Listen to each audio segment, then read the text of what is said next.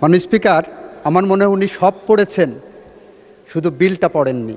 মাননীয় স্পিকার, আমার মাননীয় সংসদ সদস্য খুব সুন্দর সুন্দর বক্তৃতা দিয়েছেন। বক্তৃতাগুলো পল্টন ময়দান, প্রেস ক্লাব, ঢাকার রাজপথের জন্য, মুক্তাঙ্গন অনেক বেশি জুসি, অনেক বেশি প্রাসঙ্গিক। মাননীয় স্পিকার, আমার মনে হয় উনি সব পড়েছেন, শুধু বিলটা পড়েননি।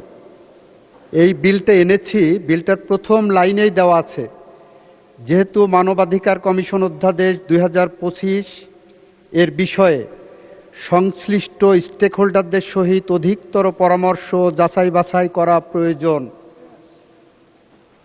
এবং যাতে করে 2009 সালের আইনটা বাতিল করে দিয়েছিলেন, মানবাধিকার কমিশনের জায়গাটা অসম্পূর্ণ না থাকে, ফাঁকা না থাকে, সেই কারণে আপাতত আমরা 2009 সালের আইনটাকে রেস্টোর করেছি, কেউ বলতে যাতে না পারে বাংলাদেশে কোনো মানবাধিকার কমিশন নাই। সুতরাং সব পড়লাম, প্রথম লাইনটাই পড়লাম না, যে 2025 সালের আইনটা আমরা অধিকতর যাচাই বাছাই করার জন্যই এনেছি। কেন অধিকতর যাচাই বাছাই করার প্রয়োজন মাননীয় স্পিকার? 2025 সালের যে অধ্যাদেশটা আমাদের সামনে এনে দেওয়া হয়েছে, এই অধ্যাদেশের দুইটা ইমপ্লিকেশন আছে।